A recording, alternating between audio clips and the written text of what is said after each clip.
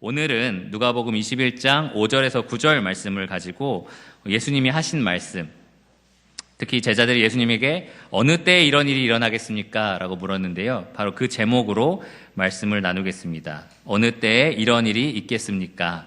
누가복음 21장 5절에서 9절 말씀입니다. 화요일이었고요. 예수님이 마지막에 잡히시기 전날 밤까지 이제 며칠밖에 남지 않은 시간이었습니다. 유대 종교 지도자들과 약 3차례 정도의 논쟁을 벌이신 예수님께서 이제 제자들과 함께 원래 머물고 계셨던 마을, 베다니 마을, 약 3km 정도 예루살렘에서 떨어져 있던 마을이었고요.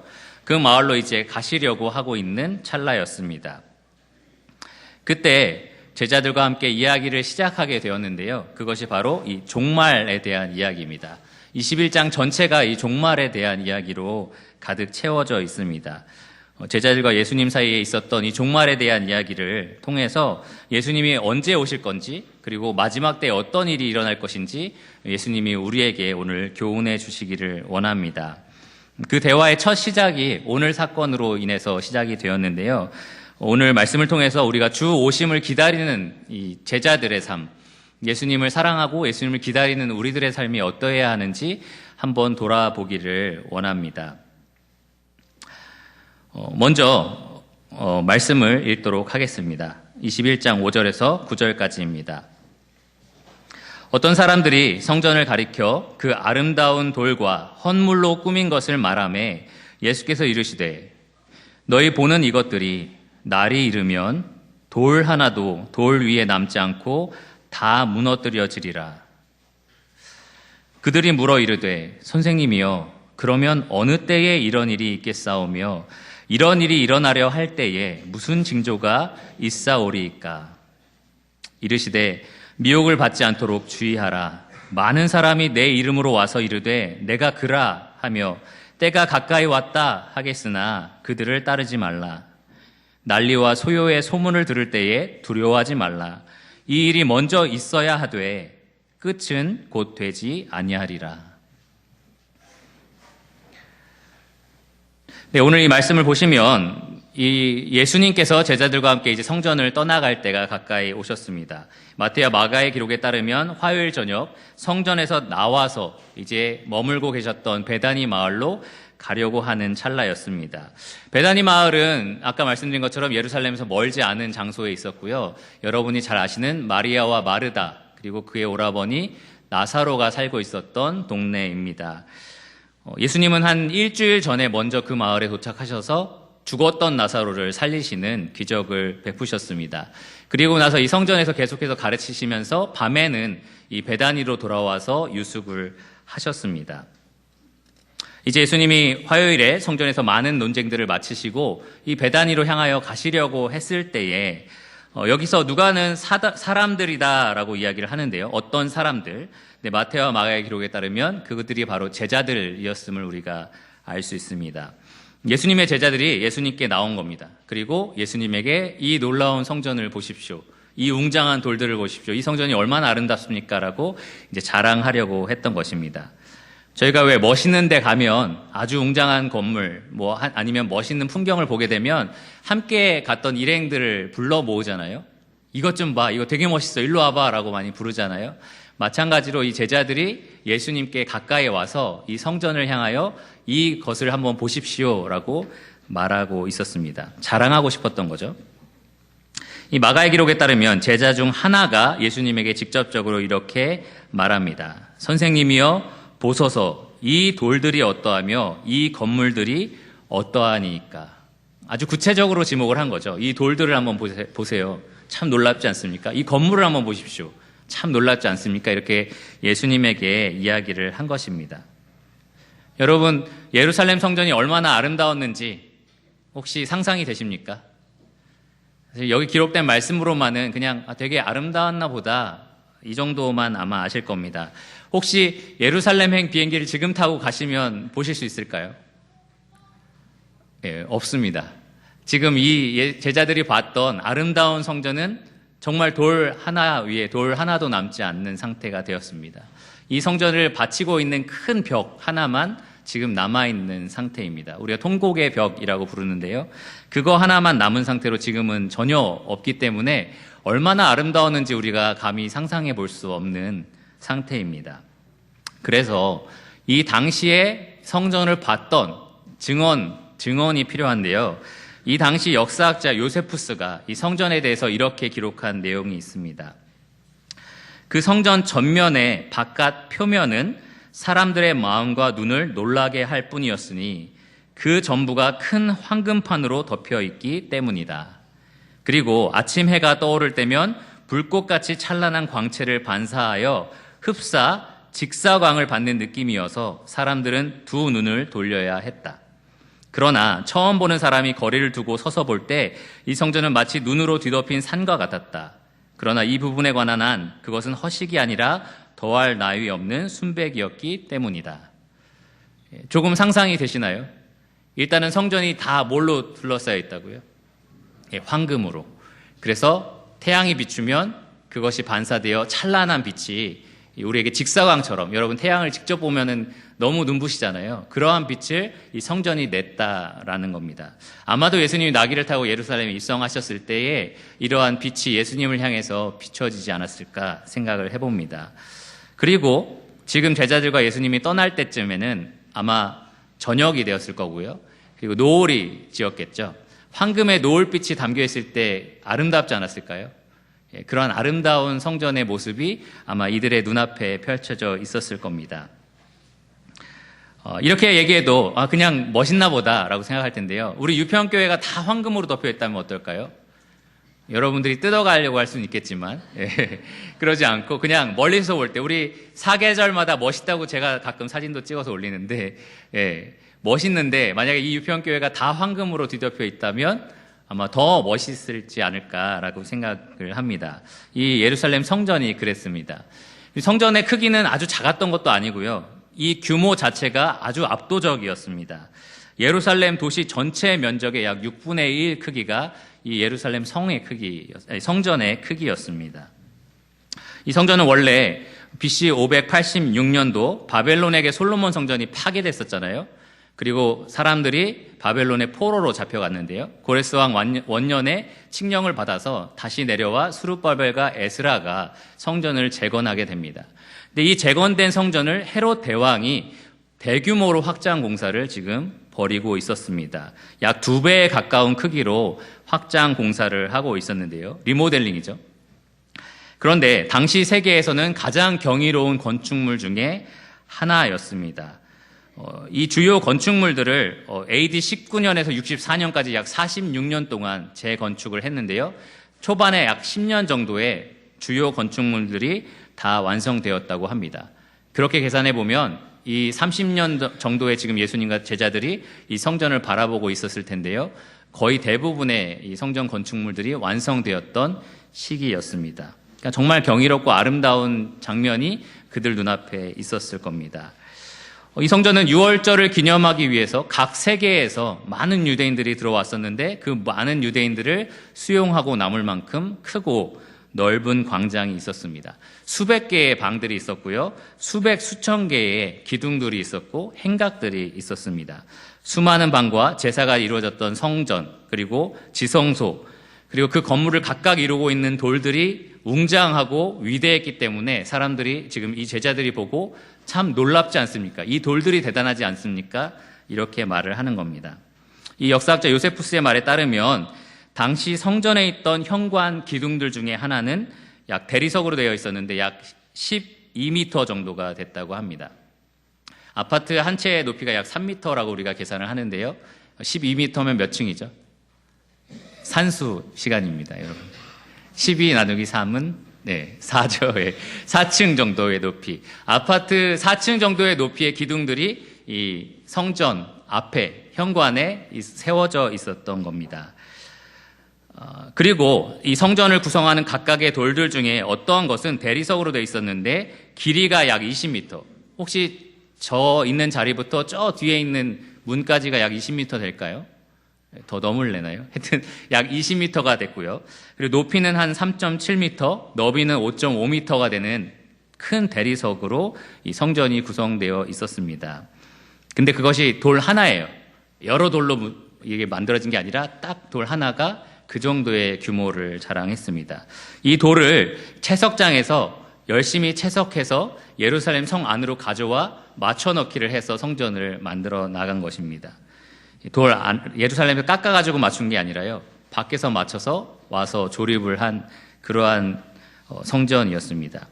우리가 가끔 옛날 고성, 무슨 경복궁 뭐 이런 데 가면 벽들이 큰 돌로 막 이루어질 때가 있잖아요. 근데 그러면 이 시대에 어떻게 이렇게 큰 돌을 여기에 갖고 와서 이렇게 맞췄을까라고 하면서 많이 감탄을 합니다. 근데 제자들이 보고 있었던 예루살렘 성전을 구성하는 여러 돌들, 정말 어마어마하게 크고 이렇게 웅장하게 생겼던 그러한 돌들, 그것을 보면서 아마 제자들이 감탄을 했을 겁니다. 예수님에게 선생님이여 보십시오, 이 돌들이 어떻습니까? 라고 지금 이야기를 하는 것입니다. 또 성전에는 많은 헌물들이 있었는데요, 여러 왕들이나 귀족들이 이 성전을 위해서 제공한 헌납한 그러한 헌물들이 있었습니다. 도금한 문이 있었고요, 거대한 조명기구가 있었고, 각종 공예품이 있었고, 또 장식품들이 있었습니다. 그 중에 주목할 만한 것이 2개 정도가 있는데요. 혹시 테피스트리라는 말을 들어보셨습니까? 천으로 이루어진 거고요, 여러 가지 색깔로 천을 짜서 만든 그러한 벽걸이 혹은 가리개 같은 거를 말하는데요. 이 당시에 뭐 여러 가지 청색, 주홍색, 자주색 실로 막 이루어진 이러한 천으로 이 성전 입구를 이렇게 길게 늘어뜨려 놓는 방식으로 성전을 예쁘게 꾸며 놓았었습니다. 사람들의 이목을 끌기에 충분히 아름다운 그런 테피스트리가 유명했었고요. 또 한 가지, 여러분 별로 테피스트리엔 관심이 없어 보이세요. 그래서 또 한 가지를 말씀을 드리면, 이 헤롯 대왕이 직접 헌정한 황금으로, 순금으로 이루어진 포도나무가 있었습니다. 이 천장에 매달려 있었다고 하는데요. 이 포도나무가 얼마나 큰지 포도송이 하나가 사람 크기만한 그러한 헌물을 이 성전에 배치했다라고 합니다. 제가 지금 하고 있는 게 뭔지 아십니까? 제자들이 얼마나 놀랐는지 여러분이 좀 느껴보시라고 설명하고 있는 겁니다. 별로 감이 안 오시는 것 같은데, 방금 전에 얘기했던 포도송이가 요 위에 매달려 있다고 한번 상상해 보세요. 예. 예, 감사합니다. 리액션이 좋으시네요. 예, 그러한 아름다운 그런 헌물들, 아름다운 천들, 뭐 여러 가지 물품들, 그러한 것들이 이 성전에 가득했었고요. 그리고 성전 자체가 뽐내는 그 규모가 아주 대단했습니다. 그래서 제자들은 이것 좀 보십시오, 이 돌을 보십시오, 이 헌물을 보십시오라고 예수님에게 자랑을 하는 겁니다. 그런데 예수님은 그래 참 대단하다라고 하시면 될 것 같은데요, 한마디 이렇게 말씀을 하십니다. 6절에 보시면 너희 보는 이것들이 날이 이르면 돌 하나도 돌 위에 남지 않고 다 무너뜨려지리라. 굉장히 무서운 말씀입니다. 이것이 돌 하나 위에 돌 하나 남지 않는다, 돌 하나도 돌 위에 남지 않는다, 이 표현은 성전의 일부분이 파손될 것이다 라는 말씀이 아니라요, 성전 전체가 다 완전히 파괴될 것이다 라는 말씀입니다.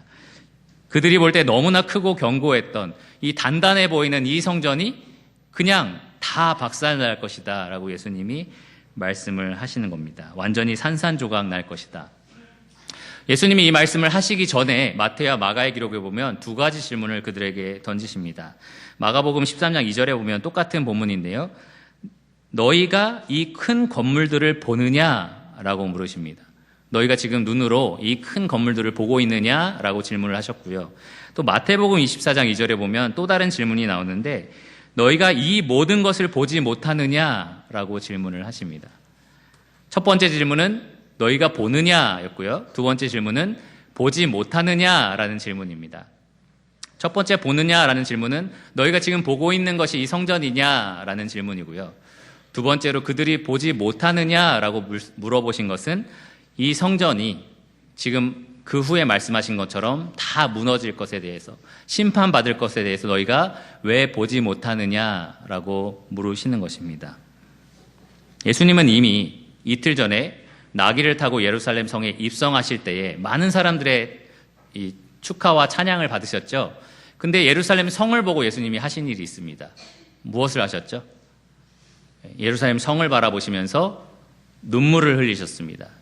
그냥 눈물을 흘리신 것이 아니라 대성통곡을 하셨습니다. 누가복음 19장 41절에서 44절의 기록에 나와 있는데요. 왜 오셨느냐? 예수님이 그들이 지금 보지 못하는 것을 보셨기 때문입니다. 원수들이 토둔을 쌓고 예루살렘 성을 이렇게 포위할 것을 예수님은 보셨습니다. 남녀노소 가리지 않고 백성들을 땅에 메어 칠 것을 예수님이 보셨습니다. 돌 위에 돌 하나 남지 않고 이 성전이 파괴될 것을 예수님이 보셨습니다. 그래서 대성통곡을 하셨었습니다. 그리고 지금 제자들이 이 성전을 보십시오라고 자랑할 때 예수님이 다시 한번 너희가 보지 못하느냐, 너희가 이 성전의 모습은 보고 이 성전이 어떻게 될 것을 너희가 보지 못하느냐라고 물으십니다. 그리고 나서 돌 위에 돌 하나 남지 않고 다 파괴될 것이다 라고 말씀을 하십니다. 제자들은 이번에는 예수님의 경고를 진지하게 들었던 것 같습니다. 여러분도 아마 충격을 느끼실 것입니다. 만약에 예수님이 오늘날 이 교회에 오셔서, 지금 오늘 이 교회 역사책도 나눠드렸는데 이 교회 건물 언제 지었고 막 이런 것들 있잖아요. 이 건물 돌 하나하나를 저희가 다 힘들어서 잘 열심히 지은 건물인데요.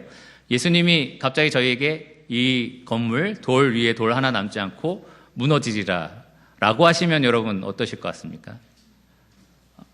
굉장히 충격적일 것 같지 않으십니까? 그리고 한번 이렇게 생각해 보세요. 이 세상에 교회가 유평교회밖에 없는 겁니다. 하나님을 섬긴다고 말하는 교회는 이 유평교회만 유일하게 남아있는 겁니다.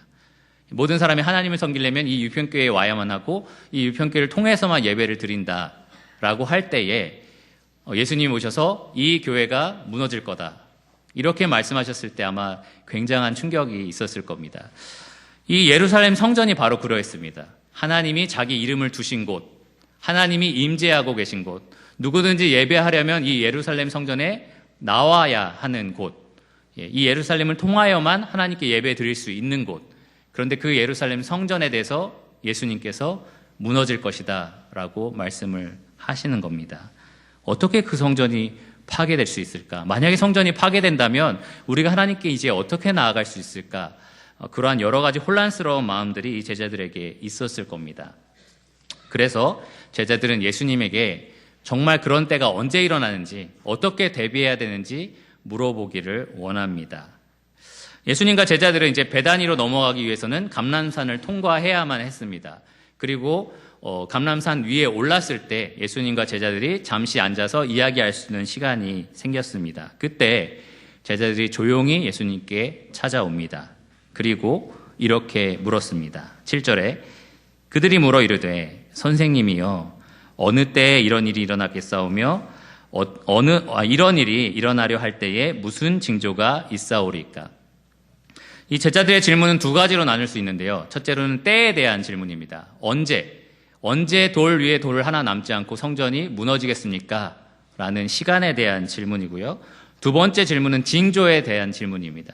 그런 일이 있기 전에 무슨 징조가 있겠습니까? 그 징조에 대한 질문을 했습니다. 그리고 예수님은 8절과 9절에 각각 때와 징조에 대한 질문에 답을 하셨습니다. 예수님의 대답은요, 아주 정확하고 분명한 대답이었지만 그들이 기대했던 답과는 차원이 다른 답이었습니다. 왜 그런지 하나씩 살펴보도록 하겠습니다. 먼저 때에 대해서 예수님이 어떻게 대답하셨는지 8절에 기록이 되어 있습니다. 이르시되 미혹을 받지 않도록 주의하라. 많은 사람이 내 이름으로 와서 이르되 내가 그라하며 때가 가까이 왔다 하겠으나 그들을 따르지 말라. 먼저 때에 대해서 예수님이 뭐라고 대답하셨죠? 미혹을 받지 말라. 보통 때에 대한 질문을 하면 우리가 기대하는 대답은 뭐죠? 언제 일어날 것이다 라는 대답입니다. 정확한 연도, 그런 것들을 우리가 기대를 합니다. 실제로 역사적으로 살펴볼 때 이 예루살렘 성전은 AD 70년, 그러니까 예수님이 이 말씀을 하시고 나서 약 40년 후에 진짜 돌 위에 돌 하나 남지 않고 파괴가 됩니다. 로마 군대에 의해서 이 성전이 완전히 함락을 당했고요. 약 110만 명의 유대인들이 학살됐습니다. 지금 현재 수원시의 인구가 약 117만 명이라고 하는데요. 수원시 인구 전체가 다 학살당했던 그러한 일이 AD 70년 정도에 일어났습니다. 약 10만 명의 유대인들이 포로로 잡혀갔었고요. 성전은 예수님이 예언하신 대로 돌 위에 돌 하나 남지 않고 완전히 파괴되어 지금 우리가 이스라엘을 보면 알 수 있듯이 그것을 지지하던 기초 벽 하나만 남아있는 상태가 되었습니다. 그러면 예수님이 이렇게 대답하실 수 있었잖아요. 내가 승천하고 40년 후에 일어날 거다. 혹은 AD 70년 정도에, 혹시 그들이 달력이 없어서 그럴 수 있었지만 어쨌든 70년 정도라고 대답하실 만합니다. 그런데 예수님의 대답은 뭐라고요? 미혹을 받지 말라, 속지 말라. 누가 미혹을 한다라는 말씀일까요? 그리고 그들이 뭐라고 속이길래 속지 말라라고 말씀하시는 걸까요? 잘 보면 거짓 그리스도에 대해서 예수님이 경고하고 계십니다. 많은 사람이 내 이름으로 와서 내가 그다라고 속인다라는 겁니다. 내가 예수다, 내가 재림 예수다라고 속인다라는 겁니다. 내가 메시아고 내가 그리스도다라고 말하면서 그들이 말하기를 때가 왔다라고 이야기를 한다는 겁니다. 그들이 속이는 말이 이거죠. 때가 왔다, 지금이 바로 그때다라고 그들이 속인다라는 겁니다. 그런 거에 속지 말라라고 예수님이 대답을 하셨습니다. 뭔가 질문과 대답이 정확하게 맞아떨어지지 않는 것처럼 느껴질 수도 있습니다. 하지만 예수님이 단지 예루살렘 성전이 언제 무너지냐를 초점을 맞춰서 대답한 게 아니라 예수님이 다시 오실 때와 다시 오셔서 세상을 심판하실 때까지 염두에 두고 말씀하신 것이라면 참으로 맞는 대답이 아닐 수 없습니다. 다시 오실 예수님을 기다리는 그 당시 제자들뿐만 아니라 다시 오실 예수님을 기다리는 우리들까지도 모두 적용할 수 있는 대답으로 예수님이 지금 말씀을 하고 계신 것입니다. 그래서 예수님은 언제다라고 하지 않고 나의 오는 날을 기다리는 모든 사람이 이 때에 대해서 이런 자세를 가져야 된다라고 말씀을 하시는 것입니다. 흥미로운 것은 마태복음의 24장 3절에 이 제자들이 물었던 질문에 대해서 이렇게 기록이 되어 있습니다. 우리에게 이르소서 어느 때에 이런 일이 있겠사오며, 앞에 어느 때에 이런 일이 있겠사오면은 돌 위에 돌 하나도 남지 않고 성전이 무너지는 사건을 말하겠죠. 그리고 나서 또 주의 임하심과 세상 끝에는 무슨 징조가 있사오리이까. 그들의 질문 자체가 예루살렘 성전 무너지는 것뿐만 아니라 세상의 끝에 대한 질문을 했었던 거고요. 예수님은 그 모든 것을 적용할 수 있는 대답으로 지금 말씀을 하고 계십니다. 예루살렘 성전이 무너지는 것을 바라보고 있었던 제자뿐만 아니라 세상 끝을 바라보고 있는 우리에게도 적용할 수 있는 때에 대한 말씀입니다. 때에 대한 교훈이 뭐라고 했죠? 예수님 뭐라고 하셨죠? 미혹을 받지 말라, 속지 말라. 많은 사람들이 예수다라고 주장하겠지만 내가 예수고 지금이 때다라고 말을 하겠지만 거기에 속지 말라라고 분명하게 말씀하셨습니다. 실제로 예수님 당시에 수많은 사람들이 유대인들을 선동해서 내가 메시아다라고 주장하는 사람들이 있었습니다.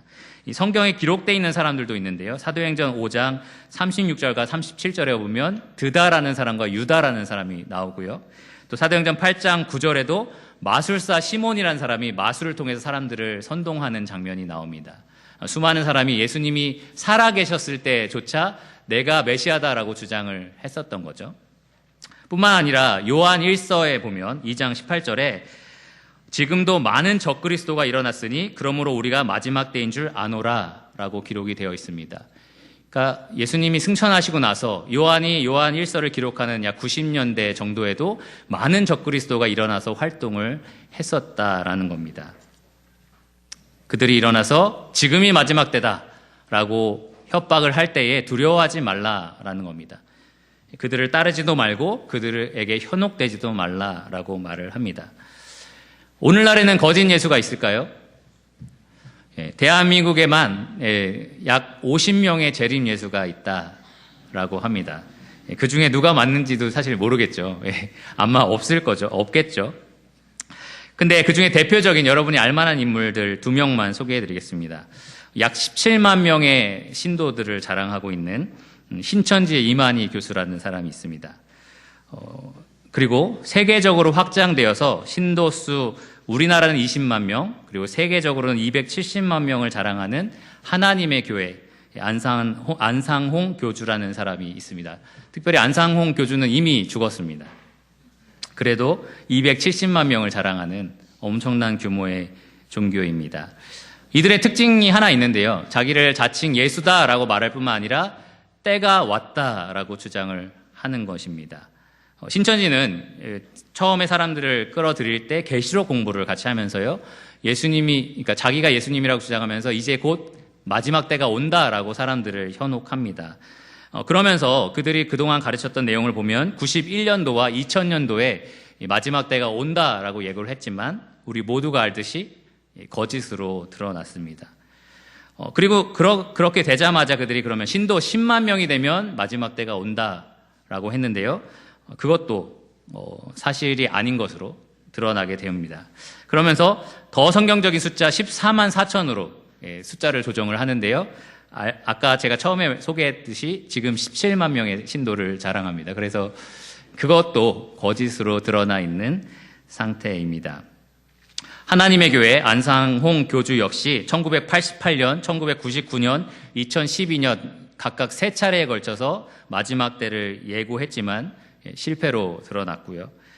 이런 거짓에 속은 많은 부녀자들이 이혼하고 아이를 방치하고 양육 포기하고 학생은 학교를 포기하고 직장인은 직장을 포기하고 이렇게 삶을 다 망치는 결과를 가져왔습니다. 여러분 잘 아시는 여호와의 증인, 자기가 하나님이다라고 자기가 예수다라고 주장하지는 않지만 이들과 동일한 유사점이 있습니다. 뭐냐면 때가 왔다라고 자꾸 말한다라는 겁니다.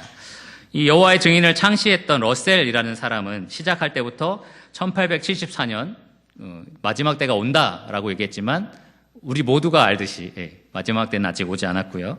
1914년 아마겟돈 전쟁이 일어나서 세계가 망할 것이다 라고 예고를 했지만 우리가 다 알듯이 지금 망하지 않은 세상에 우리가 살고 있습니다. 그래서 제2대 교주 러더퍼드라는 사람이 이제 또 세워졌는데요. 1925년 종말이 온다라고 주장을 했지만 실패로 드러났고요. 1975년 10월 아마겟돈 전쟁이 일어나서 세상이 망한다라고 얘기했지만 여전히 망하지 않은 상태에 있습니다. 이제 연도는 추측하지 않지만 여호와 증인은 여전히 자기 신도 14만 4천이 되면 여호와께서 오셔서 이 땅에 하나님의 왕국을 설립하실 것이다 라고 가르치고 있습니다. 그들을 따르는 신도는 한국에 약 10만 명, 전 세계적으로는 800만 명 정도가 됩니다. 다 합치면 1000만 명이 넘는 사람이 거짓 예수에 속아서 또 지금이 때다라는 말에 현혹되어서 살아가고 있는 것입니다. 그러니까 예수님이 살아있을 때 당시, 예수님이 승천하시고 나서, 그리고 지금도 여전히 사람들은 내가 메시아다라고 주장하기를 좋아하고요. 또 때가 왔다라고 사람들을 속이려고 합니다. 그리고 정말로 많은 숫자가 여기에 속아 넘어가고 있습니다. 예수님은 오늘 이 말씀을 통해서 우리에게 말씀하십니다. 때와 시기에 대해서는 모른다. 알려고 하지 마라. 특별히 예수님이 부활하시고 나서 제자들이 직접적으로 물어볼 때가 있었습니다. 다시 한번 때를 언급한 거죠. 예수님, 이스라엘을 회복할 때가 지금입니까? 지금이 때입니까? 라고 물어봤을 때 예수님이 때와 시기에 대해서는 아버지의 권한에 있으니 너희의 알 바가 아니다. 이렇게 분명하게 못 박으셨습니다. 그래서 예수님은 오늘도 그렇고요. 그때도 그렇고 우리에게 계속해서 말씀하십니다. 속지 마라. 미혹되지 마라. 속아 넘어가지 말라라고 말씀을 하십니다. 그러면 때는 가르쳐주지 않으시더라도 어떤 징조 정도는 우리에게 좀 얘기해 주실 수 있지 않을까. 그에 대한 예수님의 대답 9절에 나옵니다. 난리와 소요의 소문을 들을 때에 두려워하지 말라. 이 일이 먼저 있어야 하되 끝은 곧 되지 아니하리라. 이 난리와 소요라는 것은 어떤 대단한 사건들을 말하는데 예를 들어서 전쟁이나 아니면 자연재해 같은 거, 화산 폭발, 지진 이런 여러 가지 것들이 여기에 해당될 것입니다. 아니면 재앙 같은 것들이 있겠죠. 예수님은 그러한 일들이 많이 일어날 거고 그러한 소문들이 많이 들릴 것이다 라고 얘기하면서 그럴 때에 두려워하지 말라라고 얘기하십니다. 왜 두려워하지 말라고 하셨을까요? 지진이 일어나도 걱정하지 마. 너희는 안전하니까 걱정하지 마. 이렇게 말씀하신 게 아니라요. 그러한 여러 가지 흉흉한 소문이 돌 때 지금 때가 왔구나라고 생각하면서 두려워하지 말라는 겁니다. 왜냐하면 그러한 것이 마지막 때 전에 있어야 되는 것은 분명히 맞지만 그러나 아직은 때가 아니기 때문이다. 이렇게 말씀을 하시는 겁니다. 특별히 마태와 마가에 보면 아직 끝은 아니니라 라고 분명하게 예수님이 말씀을 하셨습니다. 뭔가 더 정확한 징조, 예를 들어서 하늘에 빨간색 선이 가 있으면 내가 곧 오는 날이야 라고 하셨으면 얼마나 좋았을까요? 근데 예수님은 징조에 대해서 말씀하시면서도 예수님 당시에도 충분히 있었던 일들, 그리고 지금도 충분히 일어나고 있는 일에 대해서 말씀을 하십니다. 예수님 당시에도 많은 자연재해들이 있었습니다. 64년 로마의 대화재가 일어났죠. 로마 전체의 화재가 일어나서 큰 재앙을 사람들이 겪어야 했습니다. 예수님 당시에 로마가 크고 작은 나라와 여러 가지 전쟁들을 벌이고 있었습니다. 많은 전쟁이 있었고 많은 사람이 죽고 있었습니다. 예수님 당시에도 지진은 있었을 거고요. 많은 자연재해들이 있었을 겁니다. 아마도 지금처럼 인터넷이 발전되어 있지 않기 때문에 세계 각처에서 일어나는 그러한 자연재해에 대해서 몰랐을 뿐이지 실제로 많은 것들이 일어나고 있었을 겁니다. 우리는 어떤가요? 우리가 살아가는 세상에도 예수님 지금 말씀하신 난리와 소요에 대한 소문 여러분 듣고 계십니까? 지진 이야기 들어본 적 있으십니까? IT, 그리고 최근에는 한국에서도 지진이 일어나잖아요. 그러한 소문들을 우리가 항상 듣고 있습니다. 일본에도 지진이 자주 일어나고요. 최근에 LA에서 큰 화재가 일어난 거 혹시 보신 적 있으십니까? 많은 화재들이 지금 현재에도 일어납니다. 전쟁이 지금 없나요? 전쟁이 일어나지 않는 세상에 우리가 살고 있나요? 아닙니다. 여러 나라에서 지금 크고 작은 전쟁들이 일어나고요. 많은 난민들이 쏟아져 나오고 있습니다. 난리와 소요의 소문이 여러분 매일 아침 보는 기사를 보면 수두룩합니다. 매일 아침 보는 신문을 보면 언제나 나와 있는 것이 이 난리와 소요에 대한 소문들입니다. 예수님은 그러한 일이 이 세상 끝이 오기 전에 있어야 하지만 그러나 아직은 끝이 아니다라고 말씀을 하셨습니다. 어떤 표현으로 보면 예수님은 이것이 징조다라고 우리에게 말씀을 하신 거예요. 지진이 일어날 때, 엄청난 그런 재앙들이 일어날 때, 아, 예수님이 곧 오시겠구나라고 우리가 생각하라는 겁니다. 하지만 동시에 지금 막 오시는 건 아니구나라고도 생각을 해야 한다라는 겁니다. 어떤 비유를 들어서 좀 설명하면 좋을까 생각해 봤는데요. 제가 아이를 낳아본 적은 없지만, 여자들이 이제 여인들이 아이를 가질 때에 또 아이를 낳으려고 할 때 진통이라는 게 찾아옵니다. 저는 경험한 적이 없는데요. 혹시 진통 경험하셨습니까? 여기 아이를 낳아보신 분들은 진통을 경험해 보셨습니까? 예. 좋습니다. 진통이 확 이렇게 내 몸에 일어났을 때, 아, 아이가 나오겠구나라는 생각을 하시죠. 아이가 언젠가 나오겠구나라는 어떠한 생각을 갖게 합니다. 진통이라는 것이 그러한 징조가 되는 거죠.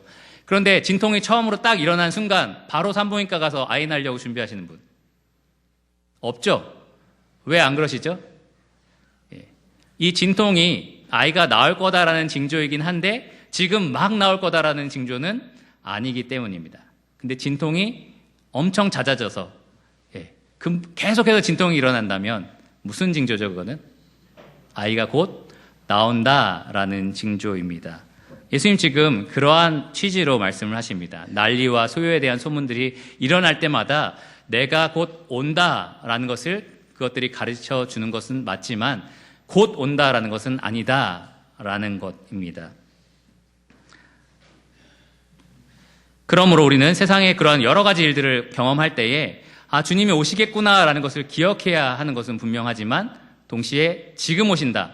이 지진이 더 늘어난 걸 보니까 지금 오신다. 이렇게 생각할 것은 아니라는 것입니다. 특별히 이 누가복음 이 앞으로 21장 마지막까지를 쭉 보시면 예수님이 이 두 가지 예루살렘 성이 망하는 것과 그리고 세상 끝에 대한 징조를 비교하면서 말씀을 하시는데요. 20절을 한번 보십시오. 20절에 보시면 이렇게 말씀하십니다. 너희가 예루살렘이 군대들에게 에워싸이는 것을 보거든 그 멸망이 가까운 줄 알라. 예루살렘이 군대에게 둘러싸이고 예루살렘 성이 다 무너져 내려가는 것, 그것도 하나의 징조라는 거죠. 멸망이 곧 가까워온다는 것의 징조다. 그런데 우리가 지금 2018년을 살아가는 사람으로서 그것이 예수님이 곧 오신다라는 징조였나요? 아니죠. 예수님이 오실 거다라는 것을 알려주는 첫 신호탄이 되었을지 모르겠지만 곧 오신다라는 징조는 아니었습니다. 그런데 25절을 한번 보세요. 25절에 이러한 징조들이 기록되어 있습니다. 1월 성신에는 징조가 있겠고 1월 성신, 해와 달, 별에 어떠한 징조가 일어난다라는 겁니다. 마태복음 말씀에 따르면 해가 어두워지고 달이 빛을 내지 않고 별들이 하늘에서 떨어진다라고 이야기를 합니다. 요엘 선지자의 기록에 보면 달이 빛빛을 낸다라는 표현이 있어요. 그러니까 그러한 하늘의 징조들이 진짜 일어나는 때가 온다라는 거죠. 그리고 25절 나머지 구절을 보시면 땅에서는 민족들이 바다와 파도의 성난 소리로 인하여 혼란 중에 공고하리라. 26절에 사람들이 세상에 임할 일을 생각하고 무서워함으로 기절하리니 이는 하늘의 권능들이 흔들리겠습니다. 아까 이야기했던 여러 난리와 소요와는 조금 차원이 다른 징조들이 일어납니다. 그리고 마태복음의 기록에 따르면 창세 전에도 창세 후에도 이러한 환란이 없었다라고 예수님이 말씀을 하십니다. 그러한 징조가 일어날 때 우리가 기대하는 것, 오늘 말씀 27절을 보십시오. 그때에 사람들이 인자가 구름을 타고 능력과 큰 영광으로 오는 것을 보리라. 그러니까 아이가 막 이제 나올 것 같은 진통, 그 징조가 바로 예수님이 지금 여기 25절부터 묘사하시는 여러 가지 징조들입니다. 그래서 여러 가지 소문들을 여러분 들으실 수 있어요. 지진이 많이 난다. 어떻게 한국에도 지진이 나지? 여러 가지 지진의 발생 빈도가 더 늘어나고 있다. 환경오염이 더 심각해지고 있다. 중동의 평화가 일어나고 있다. 사람들에게 베리칩을 심고 있다. 제3성전이 지금 어느 정도 완성됐다. 뭐 이런 여러 가지 얘기들이 있잖아요. 그런 것들을 볼 때는 지금 예수님이 말씀하신 것처럼 그것이 곧 예수님이 오신다는 징조는 아니다라고 우리가 생각해야 된다는 겁니다. 그러나 동시에 이 모든 징조들이 예수님이 오신다라는 것을 기억하게 하는 그러한 징조라는 생각은 우리가 분명히 가져야 합니다. 언젠가 예수님이 나중에 경고하셨듯이 이 해와 달과 별의 그러한 징조들이 있을 거고요. 파도와 바다의 그러한 징조들이 있을 거고 수많은 사람들이 기절하는 그러한 여러 가지 징조들이 있을 것입니다. 그때 우리가 곧 인자가 오신다라는 것을 기대할 수 있을 것입니다. 정리를 하면 예수님은 때와 징조에 대한 그러한 대답을 분명히 하셨습니다. 정확하게 언제다, 어떤 징조다라고 말씀하지 않으셨지만 이 주 오심을 기다리는 우리가 충분히 듣고 따를 수 있는 교훈들을 주셨습니다. 속지 마라. 거짓 예수에게 속지 말고 지금이 때다라고 가르치는 가르침에 현혹되지 마라, 미혹되지 마라라고 말씀하셨습니다. 또 그런 여러 징조들 염려하지 마라. 그것이 내가 곧 온다라는 징조가 아니다. 다만 내가 오기 전에 반드시 일어나야 할 여러 가지 난리와 소요를 너희가 들을 때에 내가 올 거다라는 것을 기억하라 라고 예수님이 말씀을 하신 것입니다. 근데 이상하게도요, 저는 꼭 반대로만 하려고 해요. 그렇죠? 이상하게 꼭 반대로만 하려고 합니다. 이 때를 추측하려고 하는 거, 예수님이 이맘때쯤 오지 않을까라고 말하는 거에는 굉장히 현혹이 됩니다. 그것을 우리도 듣고 싶고요. 추측이 얼마나 정확한지 알고 싶고요. 노스트라다무스의 예언, 마야 문명이 예언했던 내용, 이런 거에 굉장히 호기심이 많이 생깁니다. 그리고 아까 말한 것처럼 베리칩이나 이 세상에 일어나는 여러 가지 뉴스들을 접하면서 그러니까 이맘때쯤 오실 거다라는 생각들을 우리가 갖습니다. 2020년 뭔가 특이한 연도 아닙니까? 2020. 네, 전혀 주 오심과 관계가 없는 그러한 날일 겁니다. 그래서 우리가 기억해야 될 건 미혹되지 말라는 거예요. 그러한 추측하려고 하는 것, 날짜를 계산하려고 하는 거에 속지 말라라는 겁니다. 거짓 예수들의 가르침에 속지 말라라는 겁니다. 예수님은 늘 말씀하셨듯이 우리가 예상하지 못할 때에 갑자기 도둑같이 임하실 것입니다. 동시에 우리가 또 반대로 하는 것이 이 세상에 많은 난리들이 이렇게 매일매일 일어나고 있는데도 주 오심에 무감각합니다. 이런 재난이 일어났을 때 어떻게 사람이 이렇게 많이 죽을 수 있지? 라고 생각할 때 참 안 됐다, 불쌍하다라는 생각까지는 가는데 정말 주 오심이 이만큼 가까이 왔구나, 이 생각까지는 저희가 잘 하지 못합니다. 참 둔감해진 거죠. 주님 오심이 마치 일어나지 않을 것처럼 우리가 생각하며 살아가고 있습니다. 이 종말에 대한 말씀을 예수님 쭉 하시고 나서 마지막 부분에 누가복음 21장 34절에 보면 제자들에게 이렇게 말씀을 하셨습니다. 스스로 조심하지 않으면 방탕함과 술 취함과 생활의 염려로 마음이 둔하여지고 뜻밖의 그날이 덫과 같이 너희에게 임할 것이라. 어쩌면 우리는 방탕함, 술 취함, 생활의 염려에 빠져서 마음이 둔해져 버렸을지도 모릅니다. 그래서 이렇게 많은 징조들을 하나님이 매일 아침 쏟아지게 우리에게 보여주시는데도 우리가 주 오심이 가까이 왔다라는 생각을 전혀 하지 않고 살아갑니다. 참 비통한 일이 아닐 수 없습니다. 언제 주님이 오실지 알 수 없는 이때를 우리가 살아가면서 또 언제 주님이 오셔서 이 모든 지구상에 존재하는 사람들을 심판할 것이다 라는 것을 우리가 알면서도 그것을 경고하지 않고 오히려 우리 스스로의 쾌락과 스스로 삶의 염려에 빠져서 살아간다라는 것, 정말로 슬프고 비통한 일이 아닐 수 없습니다. 이 세상이 영원할 거다라고 생각하는 사람과 이 세상은 영원하지 않고 언젠가 주님이 오셔서 이 영원할 것 같은 이 세상을 심판할 것이다, 이렇게 믿고 사는 사람이 달라야 되지 않겠습니까? 우리가 그렇게 다른 삶을 살아야만 합니다. 여러분 꼭 기억하셔야 될 것은 예수님을 믿고 따른다라는 것은 우리를 위해서 돌아가신 예수님만 믿고 따르는 것이 아니라요, 우리를 위해서 부활하신 예수님만 믿고 따르는 것이 아니라 다시 오실 예수님을 믿고 따르는 것입니다. 사도들이 예수님 부활하시고 나서 가르쳤던 모든 내용들을 보면 부활하신 예수님과 동일하게 다시 오실 예수님에 대해서 계속해서 힘있게 가르칩니다. 우리에게는, 지금 힘겨운 삶을 살아가는 우리 믿는 사람들에게는 주님의 오심이 사실은 복된 소식입니다. 소망이 되는 소식이죠. 근데 아무것도 모르고 살아가는 사람들, 이 세상이 전부인 것처럼 살아가는 사람들, 아직 영원한 이 구원에 대해서 해결하지 않고 살아가는 사람들에게 있어서 주 오심은 사실 굉장히 슬픈 일이고요, 고통스러운 메시지입니다.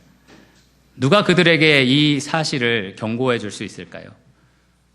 누가 이 세상이 끝이 아니라고 말해 줄 수 있을까요? 누가 언제든 이 돌 위에 돌 하나 남지 않는 파괴적인 일들이 이 세상에 임할 것이다 라고 경고해 줄 수 있을까요? 다른 사람이 아닙니다. 이 사실을 믿고 따르는 바로 우리들입니다. 우리들이 그렇게 해줄 수 있습니다. 그 징조를 보면서 예수님의 오심을 생각할 수 있는 우리들이 그렇게 할 수 있습니다. 이 말씀을 통해서 다시 오신다 약속하신 예수님의 말씀을 믿고 따르는 우리들이 세상에게 그런 메시지를 전파해 줄 수 있습니다. 이 세상이 전부가 아니라는 것을 우리의 정말 다른 삶으로, 그들과는 다른 삶으로 우리가 말해 줄 수 있습니다. 그들이 우리를 바라볼 때 정말 뭔가 준비하는 사람들이구나, 뭔가 기다리고 있는 사람이구나 라고 그들이 느끼게 우리가 살아갈 수 있습니다. 지금 나태함과 술 취함과 방탕함과 자기 삶의 여러 가지 염려에 빠져 있을 때가 아니라는 것을 우리의 그러한 삶으로 사람들에게 선포해 줄 수 있습니다. 예수님이 제자들에게 마지막 말씀을 하시고 승천을 하셨는데요, 마지막으로 예수님이 하신 말씀이 우리가 너무나 잘 아는 말씀입니다. 그러므로 너희는 가서 모든 족속으로 제자를 삼아 아버지, 아들과 성령의 이름으로 세례를 주고 내가 너희에게 분부한 모든 것을 가르쳐 지키게 하라. 한마디로 내 증인이 되라 라는 겁니다. 그리고 나서 예수님이 뭐라고 하셨는지 아십니까? 내가 세상 끝날까지 너희와 항상 함께 있으리라. 세상 끝날까지 우리가 해야 할 일, 예수님이 우리와 더불어 이 땅에서 하고 계시는 일이 무엇이냐 묻는다면 우리가 이 다시 오실 예수를 증언하는 일을 하고 있다라는 겁니다. 여러분 그냥 일상에서 직장 생활하고 항상 겪는 여러 가지 일상들을 늘 하고 있다라고 착각하지 않으셨으면 좋겠습니다. 여러분들은 예수와 함께, 여러분과 항상 함께 있다 약속하신 예수와 함께 이 세상에 다시 오실 그분을 증언하고 있습니다. 이 세상을 좀 더 좋은 세상으로 우리가 선행과 사랑으로 베풀어서 그리스도를 나타내는 방법도 있지만 동시에 우리는 이 세상은 곧 불타버릴 것이고 이 세상은 곧 심판을 받을 것이고 이 세상에 소망을 두지 말아야 할 것을 예수님과 함께 증언해야 하는 사람들입니다. 그들에게 더 나은 구원의 소식이 있고 더 나은 복된 소식이 있다는 것을 우리가 증언해야 되는 사람들입니다. 예수님께서 여러분들과 함께 여러분이 처한 그곳에서 그 일을 하고자 하십니다. 정말 위대한 일이 아닙니까? 영원한 가치가 있는 일들이 아닙니까? 그러한 일에 우리가 기쁨으로 함께 동참하여서 정말 예수 그리스도를 이 세상에 증언하는 자들이 되기를 원합니다. 그분은 언제 어디서든지 오실 수 있는 분입니다. 그 사실을 기억하면 정말 깜짝 놀랍지 않으십니까? 예전에 이 세상에 멸망이 와도 나는 한 그루의 사과나무를 심겠다, 이런 말을 한 사람이 있었어요. 그래서 정말 쓸데없는 짓을 한다. 사과나무를 심어도 사과는 안 열릴 텐데 왜 그런 일을 하지? 라는 생각을 제가 한 적이 있었습니다. 근데 잘 생각해보면 의미 있는 말이라고 생각을 합니다. 우리가 예수님이 다음 주 주일에 오신다라고 이러면 좀 시한부 종말론 같죠? 근데 다음 주에 오신다라는 게 분명하다라고 한번 가정을 해보세요. 그러면 여러분, 남은 일주일을 어떻게 사시겠습니까? 직장을 그만두시겠습니까? 이제 큰일이다, 마지막 만회할 시간이다, 이렇게 생각하시면서 일주일을 그냥 막 길거리에 나가서 막 전다고 막 이렇게 시간을 보내실 것입니까? 저도 예전에는 그래야 되지 않을까? 내가 만회하려면 그렇게 살아야 되지 않을까? 이 생각을 좀 하면서 살았거든요. 근데 정답은 그게 아닌 것 같아요. 정답은 내가 원래 그런 삶을 일상적으로 늘 살아왔던 사람이라 남은 일주일을 내가 살아왔던 것처럼 성실하게 살아야겠다라고 결심하는 것이 정답이 아닌가 생각을 합니다. 여러분이 있는 그곳에서 주님의 증인으로서 다시 오실 주님을 기다리면서 다시 오실 주님을 증언하는 그러한 삶을 사시기를 바랍니다. 기도하고 말씀을 마치겠습니다. 주님 감사합니다. 주님께서 언제 오실지 모르나 그것이 우리에게 기쁨과 소망의 메시지이며 우리가 세상에서 당하는 모든 고난에 견딜 수 있는, 인내할 수 있는 희망의 메시지인 것을 고백을 드립니다. 동시에 우리가 얼마나 주님이 오늘 명령하신 것과 반대의 삶을 살아가는지요. 정말 세상의 마지막 날에 무관심하고 또 세상의 심판을 받을 사람들에게 둔감한 우리의 영혼들을 한번 생각해 봅니다. 주님, 저희가 주님 오심을 기다리는 사람들이 되게 하시고 주님의 오심을 간절히 사모하는 사람들이 되게 하시며 준비하는 주님의 신실한 종이 되게 하시기를 원합니다. 이 시대에 주께서 우리와 함께 세상 끝날까지 함께 하고 계시는 그 놀라운 사역, 세상 사람들에게 빛을 비추고 예수를 증언하는 그 놀라운 사역을 우리가 기쁨으로 우리가 처한 곳에서 해낼 수 있도록 힘을 더해 주시기를 원합니다.